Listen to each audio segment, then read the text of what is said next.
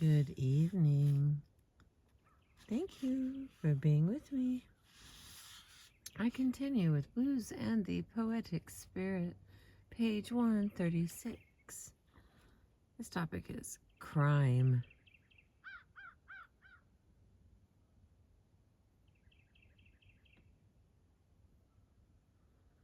Why do I feel like I didn't write that? Of course I did. Of course I did. Maybe that was when I was falling asleep in. Alright, here we go. Here we roll. Criminals have blue hands. Renee Gravel. Again, the topic is crime.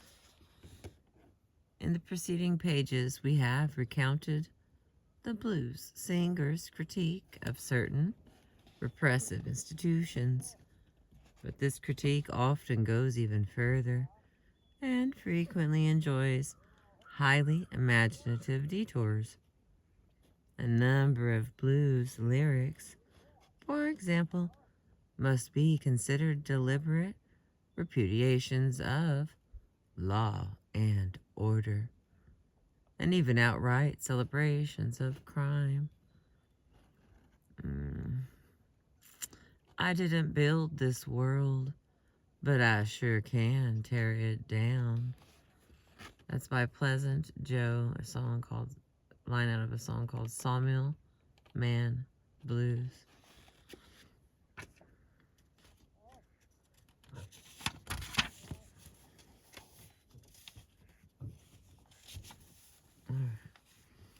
Here's one by Lightning Hopkins called Shotgun Blues.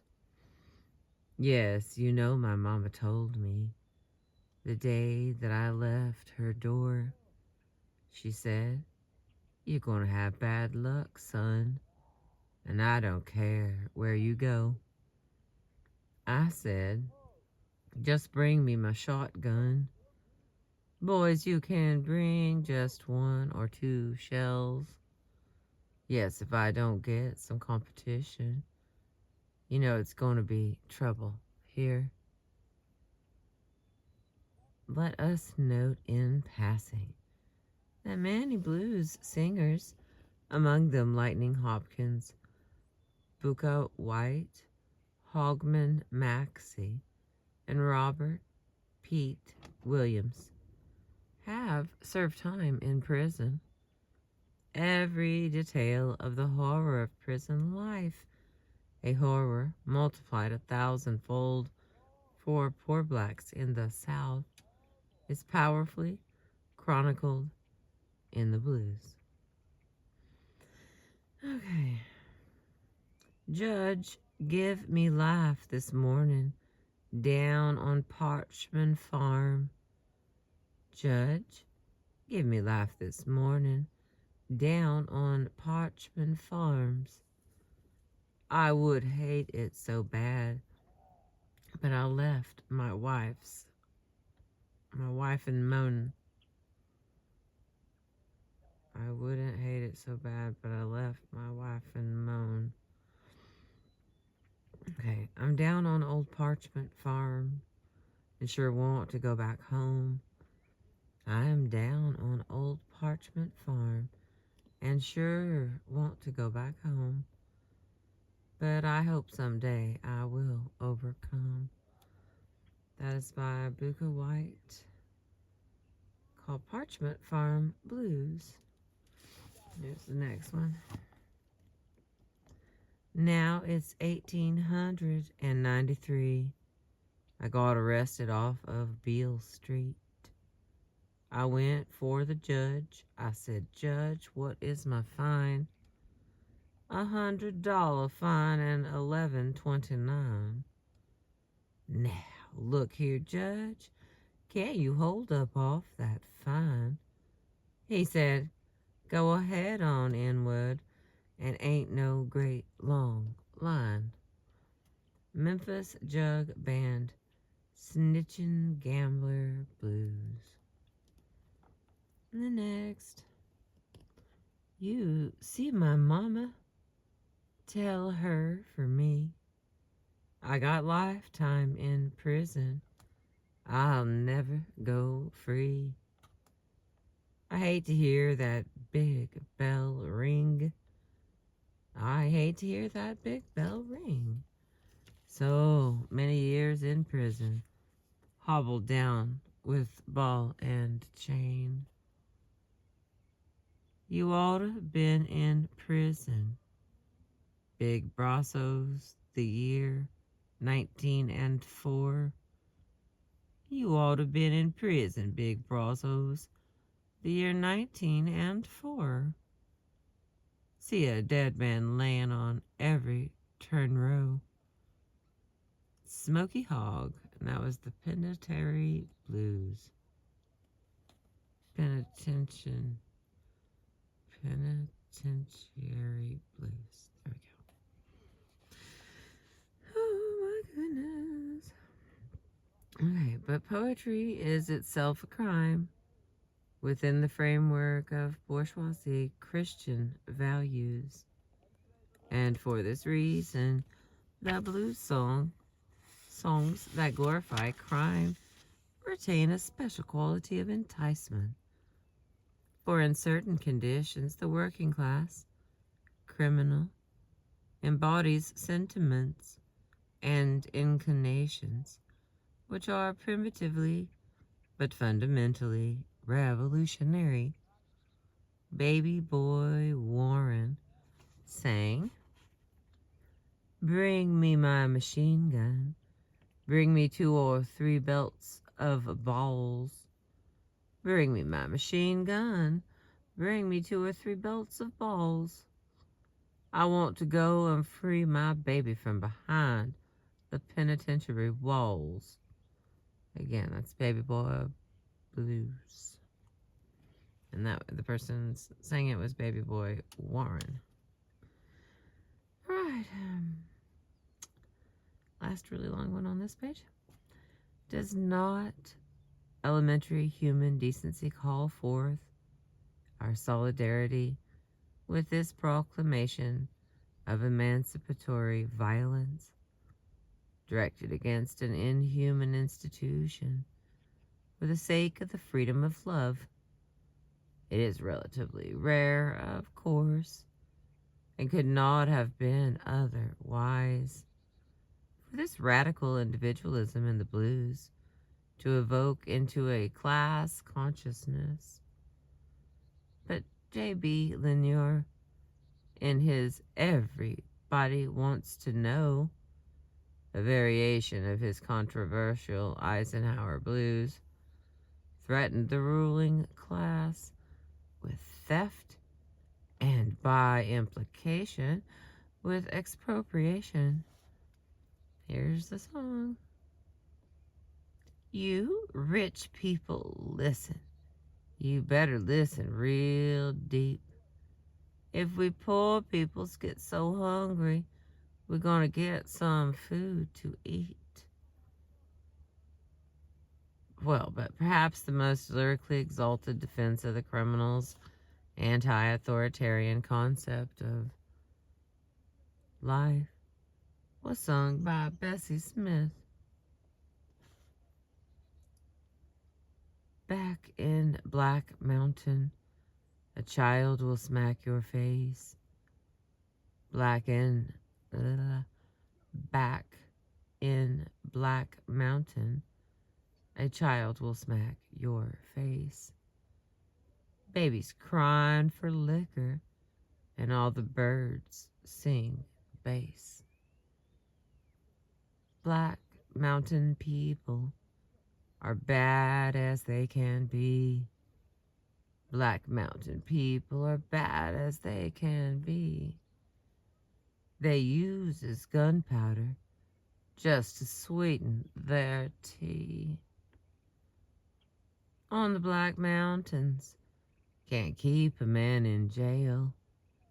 On the Black Mountains, can't keep a man in jail. If the jury find him guilty, the judge will go his bail. Had a man in Black Mountain, sweetest man in town. Had a man in Black Mountain, sweetest man in town. He met a city gal, and he throwed me down. I'm bound for Black Mountain, me and my razor and my gun. I'm bound for Black Mountain, me and my razor and my gun. I'm going to shoot him if he stands still, and cut him if he runs. Down in Black Mountain, they all shoot quick and straight. Down in Black Mountain, they all shoot quick and straight. A bullet will get you if you start to dodging too late.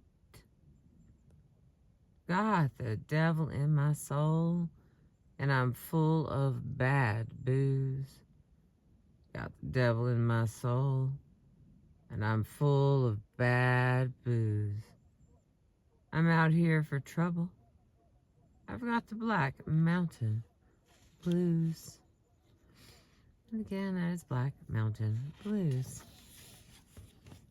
Oh, the next category is magic, which is the kind of sunset we're rocking and rolling today.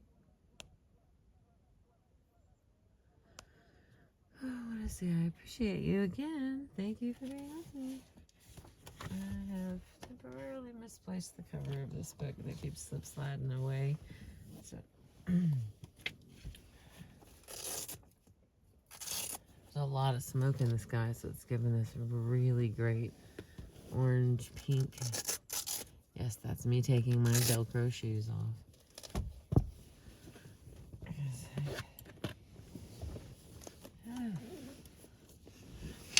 Did a lot of walking today, so I find that feel like I did a lot of walking today.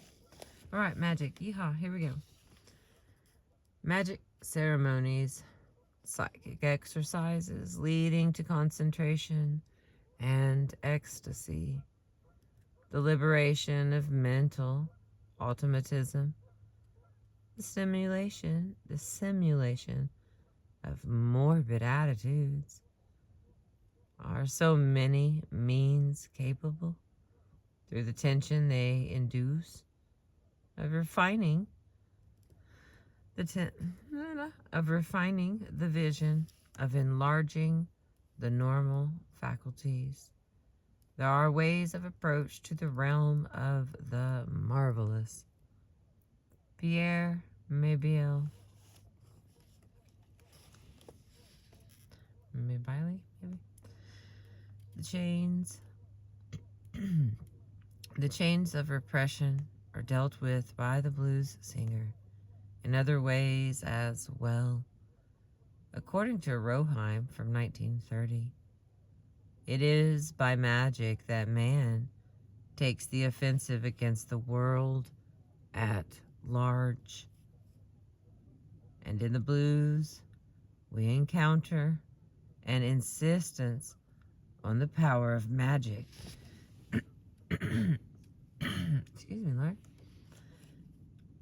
And in the blues, we encounter an insistence on the power of magic in the form of various spells, charms, rituals, etc.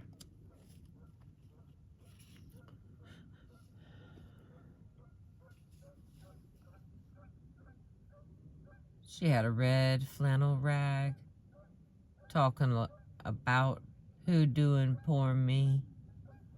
She had a red flannel rag, talking about who doing poor me. Well, I believe I'll go to Froggy Bottom, so she will let me be.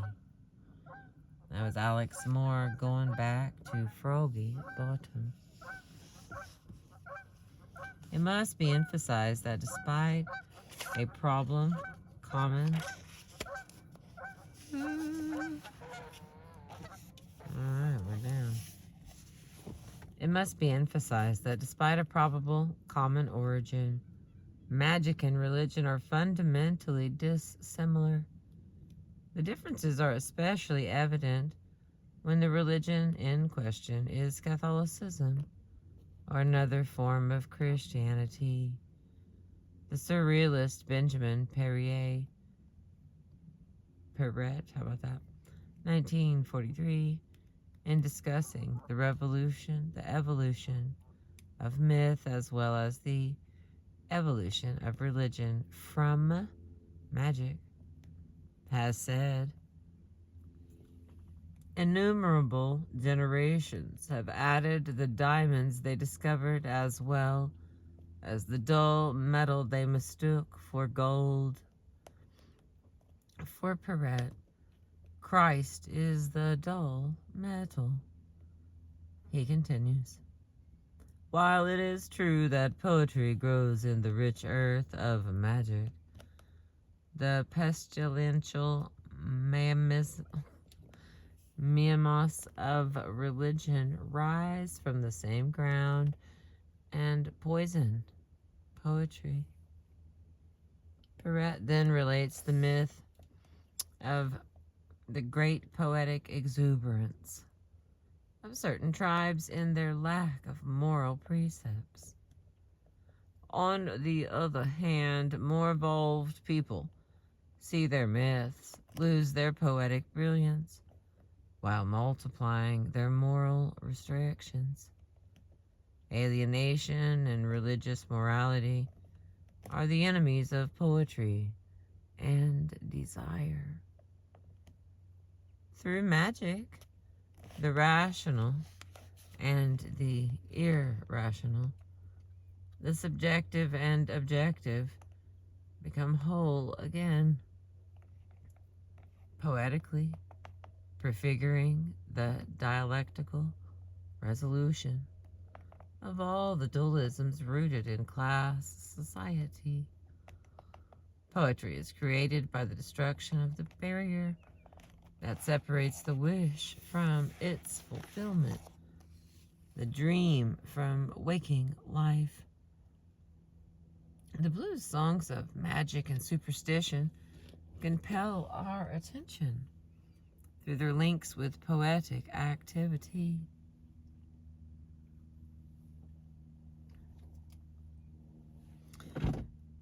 In the language of magic, different grammatical forms are used because ...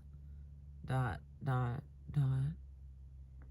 magic of language was evolved on the basis of the magic of love. Roheim, 1943.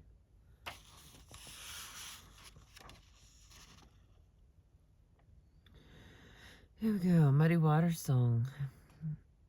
My pistol may snap, my mojo is frail. Oh, but I rub my root, my luck will never fail. When I rub my root, my John the Conqueror root. Oh, you know there ain't nothing she can do, Lord. I rub my John the Conqueror root. I was accused of murder in the first degree. The judge's wife cried, let that man go free. I was rubbing my root, etc. Oh, I can get it. Oh, I can get in a game. Don't have a dime. All I have to do is rub my root. I win every time when I rub my root, etc. Muddy Waters, my John the Conqueror root. Oh my goodness.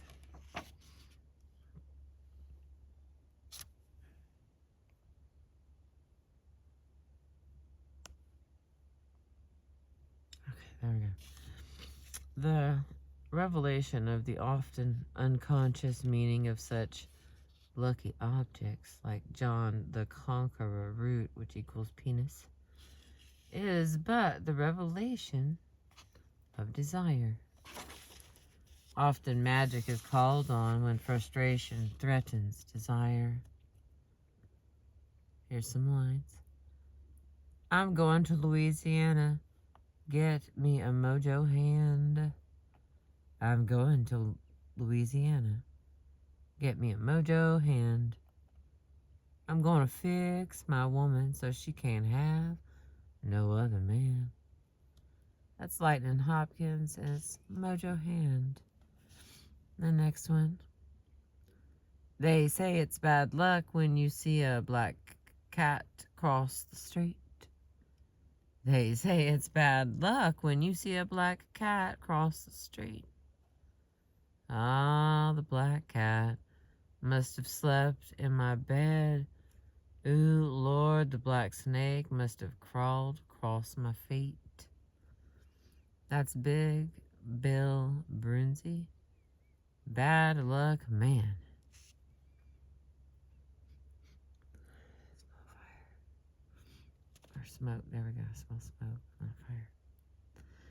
Many blues singers were, and in some cases still are, attracted to certain aspects of voodoo and its attendant rituals. This is not the place to attempt a detailed discussion of the complex subject of voodoo, but it is worth noting that it is still widely practiced today, not only in Haiti and throughout the Caribbean, but also in the U.S., and not only in New Orleans, but even in the black ghettos of the North. Of course, it has undergone extensive modification over the years. But even today in Chicago, one can still find shops displaying for sale numerous magic powders, potions, talismans, called attraction powder, uncrossing powder, black cat oil, hex removing floor wash, John the Conqueror root, etc., as well as an impressive array of popular dream books like the Napoleon Mascot or the Three Witches, more or less voodoo in origin.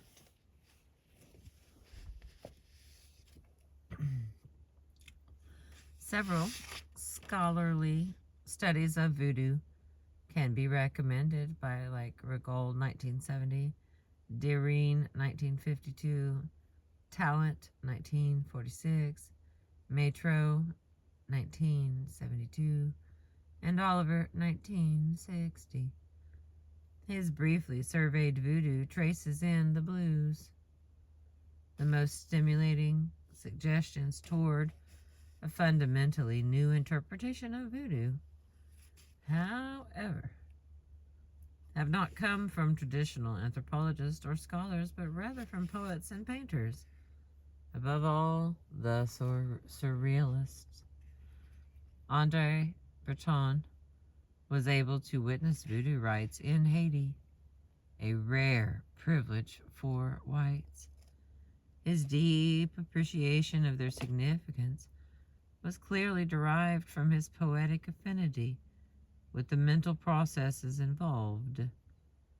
Surrealism, in permitting us to see voodoo in a new light, also enhances our appreciation of yet another aspect of the blues. For to a far greater extent than anyone has conceded, the blues may be viewed as a vehicle for the expression of voodoo. More specifically, the voodoo trance state in which the subject is seized by powers from below, approaches the pure psychic automatism of surrealism. And the blues, too, in its improvisatory intensity and the heat of inspiration, also draws on these same powers from below. In this regard, it is interesting to see Michael Lieris, 1946, remark in a discussion of jazz in the surrealist milieu in the 1920s, and the same could certainly be said of the blues, that it functioned magically, and its means of influence can be compared to a kind of possession. Once again, we are able to observe the intimate connection. Here the link is entrancement between ancient, primitive, magical traditions, the blues, and the most audacious and revolutionary current of modern poetry and thought. The evidence of voodoo in the blues is not limited to a certain identity of spiritual values. On the contrary, the lyrics of the blues songs reveal profound and enduring preoccupation with voodoo themes and imagery. Blues singers refer constantly to voodoo, hoodoo, mojos, and all sorts of magical apparatus. It would be futile here to attempt to distinguish between specifically voodoo elements and magical elements derived from other sources. Curtis Jones clears up this confusion. I call it black magic. Some call it plain hoodoo by Black Magic Blues, or from Black Magic Blues. Black cats, black snakes, black cat bones all appear frequently in the blues. Yet often our interest in is heightened by the references, which seem more obscure. In the darkest corners of the mind, the shadowy vestiges of totemism flourish. Frogs, for example, are occasionally mentioned in the blues, usually in a most enigmatic fashion. If I had wings like the bullfrog on the pond. That's by Yank Rochelle, and it's from T-Bone Steak Blues. But the use of the frog in magic is less obscure and may throw some light on references to frogs in the blues. Many lucky charms and mixtures involve frogs and toads, or parts of them, and this association is by no means confined to America. Darrell, from 1962, describes ceremonies involving the Laborde witches, in which a large number of these witches went to the cemetery to baptize toads, which were dressed for the purpose in red or black velvet, with bells at their neck or feet. And then Summers, from 1926, reports similar ceremonies. Numerous beliefs and rituals in Europe, Africa, and America show that the frog and toad are associated with the production of rain. That's from Fraser, 1911, Puckett, 1926. Others use frogs and toads for their curative powers. Fraser, 1913, Puckett, 1926. Symbolically, we have been told that the frogs represent the womb, vagina, or mother, or the penis. Although the latter author suggests that a toad may be the uterus, Roheim's findings are the result of analysis of numerous rain-making rituals, which include frogs, while Salber's thesis, at least regarding the frog, draws support from a rather common fairy tale theme with which we are all familiar. To quote Jones of 1951, there is ... a large class of fairy tales in which the wonderful prince appears first in disguise as a frog ... or any other animal, to disclose his true nature at the appropriate moment.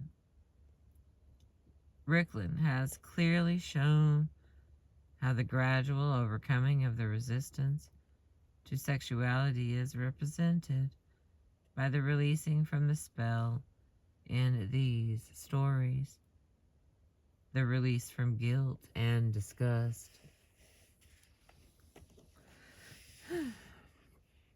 Associated with this material are two beliefs which Puckett, from 1926, suggests are common to a number of blacks in the American South.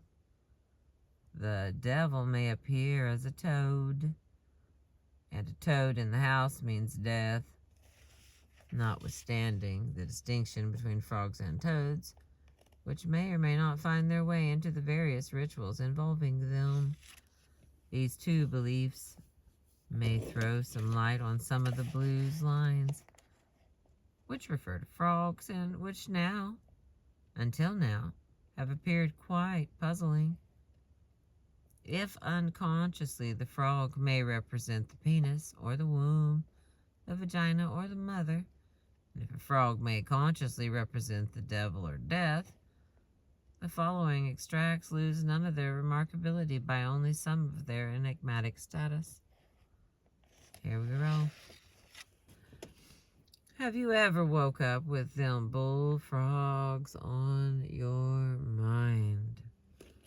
That's by William Harris. The Bullfrog Blues. Right road sign, 1938. What the heck does that mean? Oh, finished somewhere. Here's the next one. Hey, hey, hey, hey. Bullfrog Blues is really on my mind. They're all in my bedroom drinking up my wine.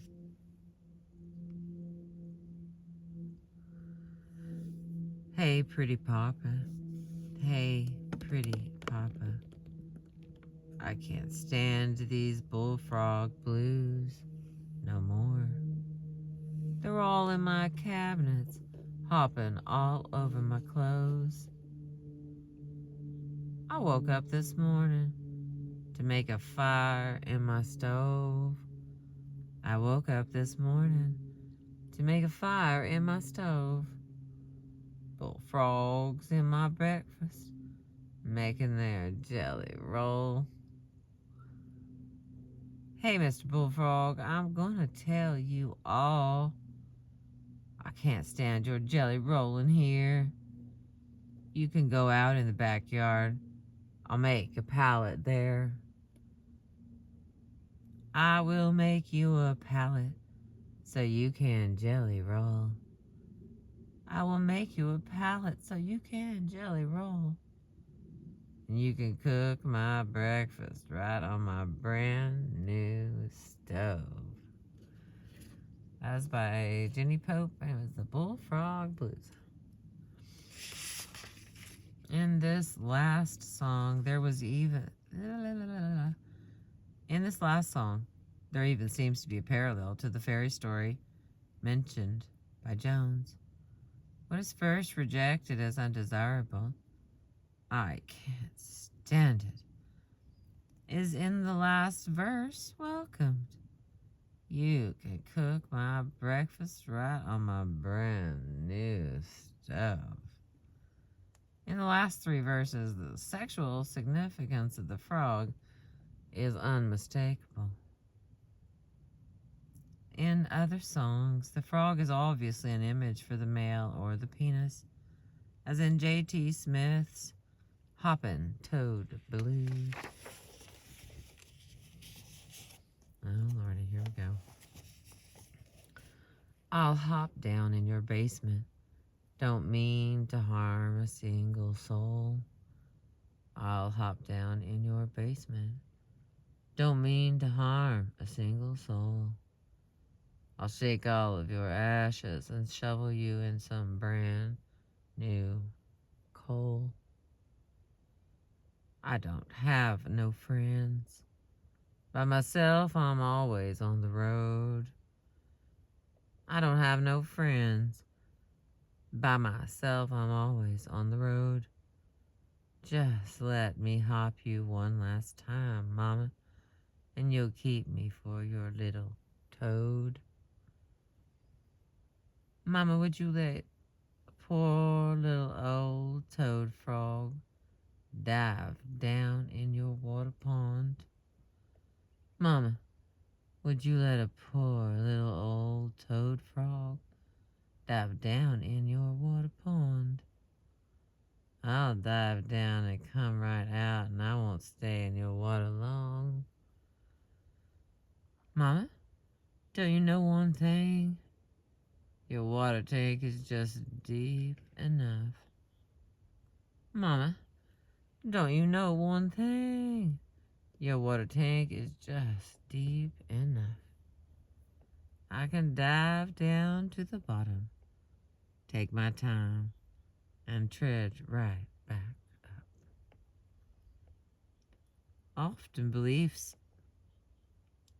Other beliefs often find their sources revealed through their songs. Compare Howling Wolf's I Ain't Superstitious with Lightning Hopkins' Lonesome Dog. In Howlin' Wolf's song, the howling dog is a portent of death. There we go. Well, the dogs all howl all over the neighborhood. Well, the dogs all howl all over the neighborhood. That is a true sign of death, baby, and that ain't no good. In Lightning Hopkins' song, there's a reversal. I got a dog in my backyard. Howls every day, my baby's gone. I got a dog in my backyard. Howls every day, my baby's gone. You know, he puts my mind on a wander. I begin to think what's going on wrong. Yeah, you know things is getting sad when a dog feel it deep down in his heart. Yeah, you know things is getting sad when a dog feel it deep down in his heart. Yes, you know a man can't help but miss his rider when the dog in his backyard hate to see them part. The image of the dog howling after his owner's death or departure in the second song becomes in the first song. The image of death is signaled by a howling dog. Indeed, the blues not only provides us with an endless variety of images, but also reveals numerous keys to their symbolic content.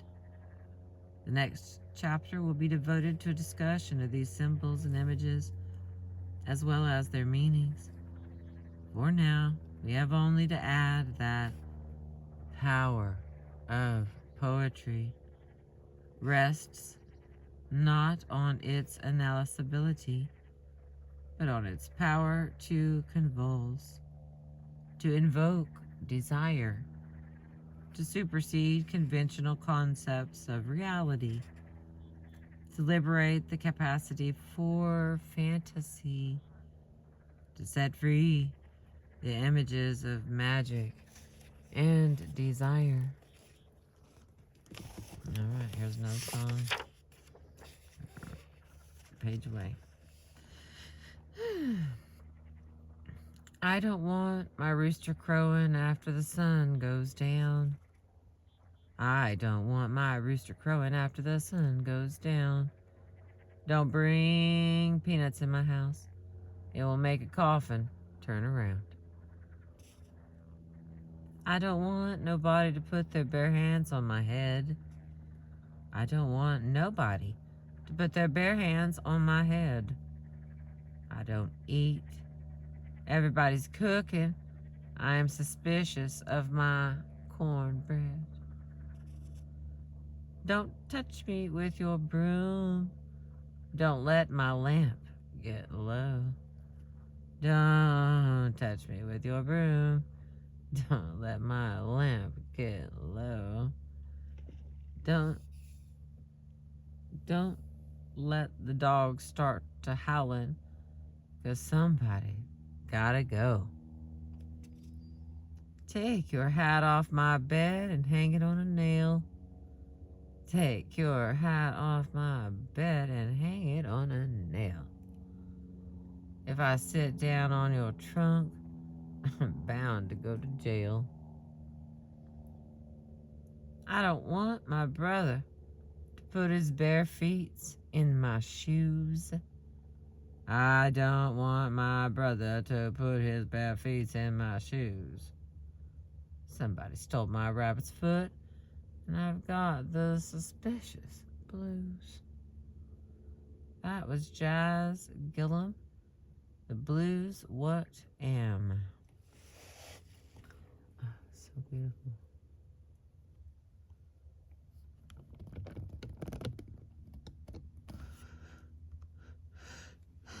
Okay, head down. Superstitions may be restrictive of human freedom, just as are the dogmas of Christianity. Yet the differences are elucidated by Poetic. Yet the differences, as elucidated by Poetic, remain inescapable. Superstitious revel. Superstitions reveal less alienated mental processes and a closer contact with the unconscious. This quality of magic thinking is clarified by an example provided by Freud from 1901. The Roman who gave up an important undertaking if he saw an ill-omened flight of birds was ... in a relative sense justified. His behavior was consistent with his premises. But if he withdrew from the undertaking because he had stumbled on the threshold of his door ... he was also in an absolute sense superior to us unbelievers. He was a better psychologist than we are striving to be.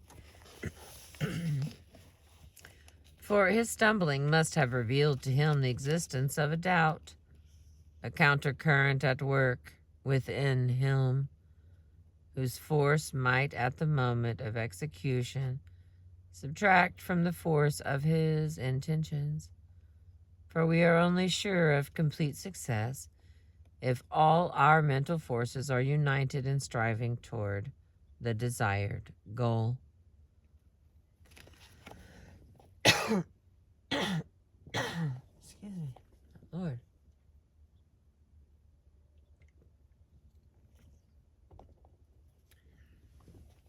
Oh my God, it's beautiful. Alrighty. Of course, the close relationship between magical thinking and the more primary processes succeeds in unearthing the source of powerful and fantastic imagery, which by its nature reintroduces the concept of poetry. In magic, there is poetry. Religion poisons poetry.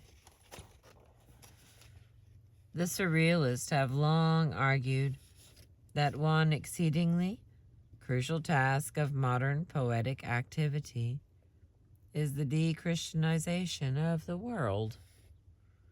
There is no poetry of religion. There is only poetry of revolt. Revolt against the degradation of language, against the repressive forces of the church, the police, the family, and the ruling class, against the inhibition of sexuality and aggression, against the general repugnance of everyday life. As we have said, the songs do not always depict liberation, but even when they do not, they evoke an insistence on the instinctual and unconscious, and insistence which is at once revelatory of the poetic process and destruction of the techniques of academic depreciation and dissection. The blues songs reveal indelible traces of humanity's original grandeur, and by comparison, they indict the ludicrous spectacle of modern civilization. Oh. Okay, this last part is the side part to explain what I just read. So here we go. Just a real long paragraph. We're doing so good, and it is so beautiful. Oh, I hope you're getting to see this on something large. I cannot. It's like I can keep scrolling out, and you can see just like a little further. But why? That's beautiful. Thank you for letting me read to you. I appreciate you. All right, here we go. There is a number of psychological mechanisms which contribute to the form, content, and structure of blues songs that we have not yet discussed. These include forgetting, repressing, suppressing, repetition, elaboration, wish fulfillment, which contributes to all of these, and the effects on the psychic structures of drastic changes in the social milieu. The subject of wish fulfillment has been broached each time we have mentioned desire. It is the unconscious wish that can cause a singer to forget a line or a verse, or more or less automatically substitute another in its place. It is the conscious wish that can cause the singer intentionally to substitute one verse for another, although unconscious wishes may hold the only answer as to why the discarded verse was felt to be unsuitable. Freud has made clear that forgetting occurs when the material in question becomes linked to unpleasurable, unconscious material. This explains in part the alteration that a number of songs undergo in the process of their evolution. Additionally, song texts are often changed to suit the singer. Like the singer alters the lyrics consciously in an effort to make the song better fit his social circumstances or his psychic state. The mechanism of repetition helps us to understand the structures of the blues. Our earlier discussion of mastery suggests that there is more to be said regarding the notion that the standard structure of the blues verse, the first two lines identical, the third different but rhyming, evolved solely out of the practical consideration that having a second line identical to the first gives the singer more time to think up a third line. Considering the part played by repetition in our psychic life, and above all, its manifestations in creative activity, it is likely that one determinant of the evolution of this verse structure, coming as it does, according to some authorities, from an earlier form, wherein all three lines were identical, is the psychological tendency toward repetition, whether it relates to mastery of unpleasant, undischarged effects, repetition of what is pleasurable in itself, or a more all-encompassing repetition compulsion, in the sense in which Freud posited it. What is important is that we understand that the repetition is determined psychically, internally, as well as mechanically, externally. For a fascinating discussion of related material, see Goja, 1920. The alteration of folk songs by frequent singing, a contribution to the psychology of folk poetry. The repetition of the first line may become, for many singers, what Slutsky, 1967, calls the creative pause. By the expression creative pause is meant the time interval beginning from the moment the thinker interrupts conscious preoccupation with his unsolved problem and ending when the solution of the problem or the insight suddenly and unexpectedly presents itself. He goes on to suggest that the length of a creative pause can vary widely.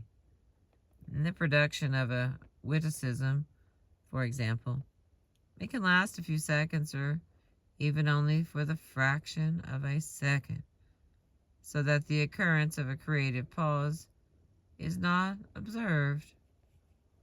So, it may be in the blues where the repetition of the first line offers for some a supreme distraction, a sense of non-preoccupation, where the mind ranges freely beyond the confines of reality, and where verses become resolved with a peculiar ease, such as the nature of automatic thinking.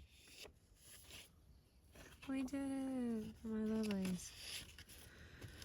We finished chapter 5. That happened. It's real. Chapter 5 was Imagination, Instincts, and Reality. Look at there. We finished it, and I don't even have my little jacket sleeve for my book, but it was a beautiful sky. And I am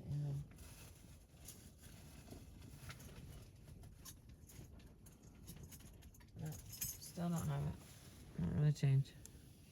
Thank you for being with me. I've been reading Blues and the Poetic Spirit by Paul Garon, I think. Does that sound right? Yep. Paul Garon. Garon. Thank you for enjoying another sunset. I appreciate you. Remember to like the video if you will.